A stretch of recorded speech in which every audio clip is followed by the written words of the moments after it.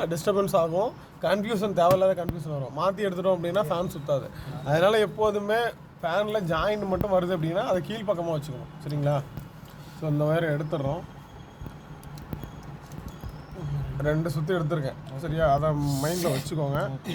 இப்போ என்ன பண்ணுறோம் அப்படின்னா இந்த ஒயரை இதில் சுற்றி விட்டுறோம் கீழே. சரியா? சுற்றிட்டு எங்கள் ஒயருங்க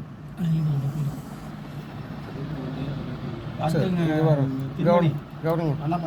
அடுத்தது இந்த ஒயரை என்ன பண்ணுறோம், இந்த இடத்துல சுற்றிட்டு அப்படி இங்கேருந்து ஸ்டார்ட் பண்ணிக்க வேண்டியதான். சரிங்களா? ஆண்டி கிளாக்கா? கரெக்டாக தானே? கிளாக்கா ஆண்டி கிளாக்கா? கிளாக் வைஸ் தானே இப்போ நான் சுற்றுறது. அதாங்க கிளாக் வைஸ் தாங்க சுற்றுறேன். நீங்கள் எனக்கு புதுசாக ஒரு குழப்பத்தை கிரியேட் பண்ணுங்க. ஓகே பாருங்க. ஓகே ஓகே ஓகே ஓகே இல்லை வச்சுட்டேண்ணா. அந்த லீடு இங்கிட்டு தான். ஓகே 1 ஓகே அப்படியே கவுண்ட் ஆயிரும். சரிங்களா? 2 நீங்கள் எடுத்த 2 ஓகே ஆயிடுச்சு. ஓகேவா?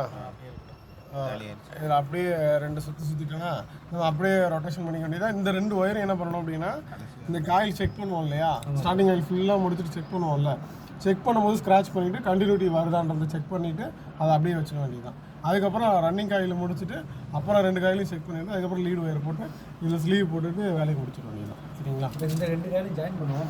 சால்ட்ரிங் பண்ணணும். ஜாயின் பண்ணிவிட்டு சால்ட்ரிங் பண்ணிவிட்டு வேண்டாம் ஸ்லீவ் போடணும். கடைசியாக தான் பண்ணணும், இப்போ பண்ணக்கூடாது. சரியா? அதுக்கு என்ன பண்ணணும் அப்படின்னா இந்த ஒயரு வெளியில் எடுத்துக்காமல் இதை அப்படியே சுற்றிட்டு என்ன பண்ணிடுங்க, டேப் அடிச்சிருங்க.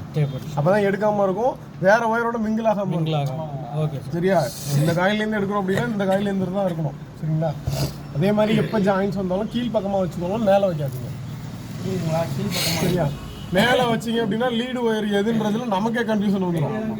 அப்போ தேவையில்லாத குழப்பங்கள் வரும். ஓகேவா? இந்த குழப்பத்தை நிவர்த்தி பண்ணிக்கிறது கீழே வச்சுக்கலாம். ஆமாம். ஓகே.